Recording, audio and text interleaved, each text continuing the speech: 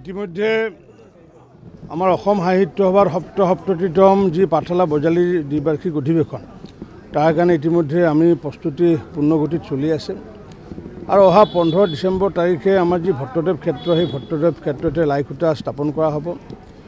আৰু সমান্তৰালভাৱে যেহেতু আমি গুৱাহাটী মহানগৰ সমিতি এখন যেহেতু আমি গঠন কৰিছিল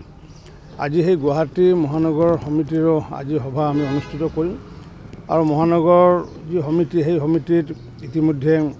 সভাপতি হিচাপে ডক্টৰ জগদীশ পাটগিৰি ডাঙৰীয়া আৰু সম্পাদক হিচাপে অনুপম শৰ্মা ডাঙৰীয়াক ইতিমধ্যে নিৰ্বাচিত কৰা হৈছিল মাজে মাজে বিভিন্ন সময়ত বহে যদিও মই এই লোকৰ লগত একেলগে বহিবলৈ সুযোগ পোৱা নাছিলোঁ আজি আমি সবিস্তাৰে যে গুৱাহাটীৰ পৰা যিমানবোৰ সাহিত্য সভা অনুৰাগী ৰাইজ আছে লগতে বজালীবাসী ৰাইজৰ লগত আমি আজি মত বিনিময় কৰাৰ উপৰিও মই আজি আহ্বান জনাইছোঁ সমগ্ৰ গুৱাহাটীবাসী ৰাইজক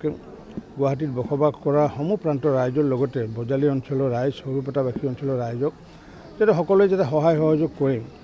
এইবাৰ আমি যেহেতু অন্য এটা ব্যতিক্ৰমীৰ ওপৰত যেহেতু সাহিত্য সভাখন অনুষ্ঠিত কৰাৰ কথা ভাবিছোঁ যেনেকুৱাকৈ আগে পিছে বাণিজ্য মেলা থাকে বাণিজ্য মেলা আয়োজন কৰিলে আয়োজক সমিতিৰ কেইবা লাখ টকা ৰাহি হৈ গ'ল কিন্তু এইবাৰ আমি বাণিজ্য মেলাৰ বিপৰীতে আমি বিজ্ঞান মেলাৰ আমি আয়োজন কৰিছোঁ আৰু এই বিজ্ঞান মেলাৰ যিটো সংযোজন এইবাৰ প্ৰথমবাৰৰ কাৰণে সাহিত্য সভাত হ'ব যেতিয়া 87 চনত যেতিয়া অসম সাহিত্য সভা অনুষ্ঠিত হৈছিলে তেতিয়া প্ৰথমবাৰৰ কাৰণে গ্ৰন্থমেলা সংযোজন হৈছিলে সাহিত্য সভাৰ লগত গতিকে এইবাৰ বিজ্ঞান মেলা যেহেতু বজালীত বিজ্ঞানৰ জোৱাৰ আছিলে বা কেইবাগৰাকীও বিশিষ্ট বিজ্ঞানী বজালীৰ পৰা প্ৰতিনিধিত্ব কৰি দেশ বিদেশত কাম কৰি আছে গতিকে সেইকাৰণে যি বজালীৰ যি বিজ্ঞান সেই বিজ্ঞানৰ জোৱাৰক পুনৰ প্লাবিত কৰাৰ কাৰণে আমি বিজ্ঞান মেলা আয়োজন কৰিছোঁ আৰু বাকী নিয়ম মাফিক যিমান সাহিত্য বা যিমান অনুষ্ঠানবোৰ আছে সেইবোৰ থাকিবই এইবাৰ আমি বজালী হাট এখন বজালীত উৎপাদিত সামগ্ৰীসমূহৰ এখন তাত হাট থাকিব ঠিক তেনেকুৱা ভ্ৰাম্যমান নাটকৰ ব্যৱস্থা কৰিছোঁ যিসকল প্ৰতিনিধিয়ে কাৰণ বিভিন্ন সময়ত বিভিন্ন প্ৰান্তত ভ্ৰাম্যমান নাটকবোৰ যাব নোৱাৰে গতিকে সমূহ প্ৰতিনিধিক বিনামূলীয়াকৈ আমি ভ্ৰাম্যমান নাটক দেখুওৱাৰ ব্যৱস্থা কৰিছোঁ এনেকুৱাও কেইবাটাও নতুন নতুন ৰূপত আমি এইখন আমি আয়োজন কৰিছোঁ মই সমূহ অসম সাহিত্য সভাৰ শাখাসমূহৰ সমূহ প্ৰতিনিধিসকলকে আজি আপোনালোকৰ জৰিয়তে মই নিমন্ত্ৰণৰ শৰাই আগবঢ়াইছোঁ চাওক তেখেতে যেহেতু বজালীৰ অধিৱেশনখন দেখা নাই 87 চনত যিখন বজালীৰ অধিৱেশন তাত যদি অংশগ্ৰহণ কৰিলেহেঁতেন তেতিয়াহ'লে তেওঁৰ কথাষাৰ বেলেগ আছিলে মই তেখেতক আহ্বান জনাইছোঁ বজালীলৈ আহক সকলোৱে সাহিত্য সভাক যাতে আমি নতুন ৰূপত যাতে ধৰি ৰাখিব পাৰোঁ তাৰ কাৰণে সকলোকে আহ্বান জনাইছোঁ তেনেকুৱা নাই কাৰণ বৰপেটা ৰোডত যেতিয়া 2013 চনত অধিৱেশন হৈছিলে আৰু সেই অধিৱেশন সময়তো পঞ্চায়ত নিৰ্বাচন অনুষ্ঠিত হৈছিলে তেতিয়া মই তাত কাৰ্যকাৰী সভাপতি আছিলোঁ আৰু হৰভোগ সমষ্টিৰ মই বিধায়ক আছিলোঁ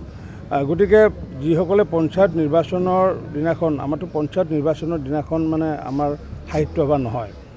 গতিকে সেইকাৰণে তেনেকুৱা ধৰণৰ কোনো হেৰি হোৱা যেন মই নাভাবোঁ যে ক্ষতি হ'ব বুলি মই নাভাবোঁ এইটো বহুতে হয়তো ভাবিছে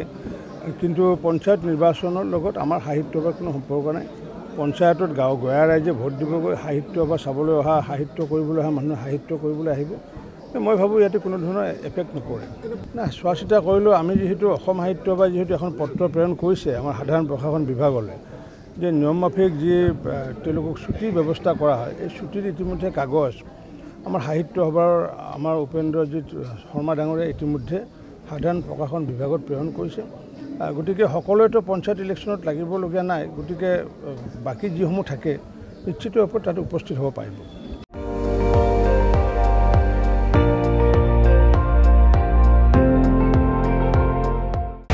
আপুনি চাই আছে ND24 সৰ্বশ্ৰেষ্ঠ নহয় সৰ্বোত্তমৰ দৌৰত